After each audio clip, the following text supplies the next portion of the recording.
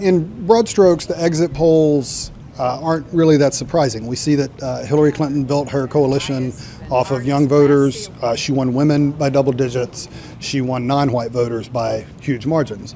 Donald Trump, as we would expect with a Republican, won white voters overall and won white voters without a college degree by an even larger margin.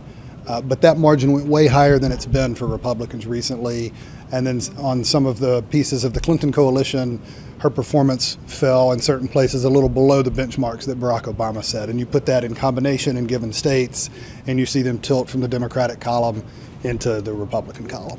White voters with a college degree got a lot of attention. Secretary Clinton's campaign thought that she could eat into the usual Republican advantage there in several states. You know, the proverbial soccer mom in the suburbs of Charlotte, North Carolina, or Atlanta, Georgia, or Columbus, Ohio.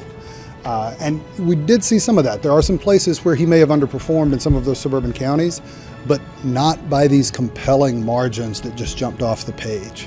One thing that might be a little bit of a cognitive dissonance, if you will, in the electorate, when you drill down into the exit polls, you see that a sizable majority of the electorate said they do not believe Donald Trump has the temperament to serve as president of the United States, yet he will be the 45th president. What you see is that about 7 out of 10 voters express some level of dissatisfaction with the performance of the federal government, the direction of the country. About a quarter of the electorate even embraced the word anger.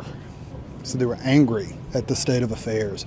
And President-elect Trump won about 3 out of 4 of those voters. That's not an insignificant part of his ultimate support. And what you see is these competing answers is that this frustration with Washington outweighed any concerns they had about Donald Trump as an individual. The mere fact of him being an outsider, the mere fact of him quite literally shaking the foundations of this city were enough to paper over any of those other concerns.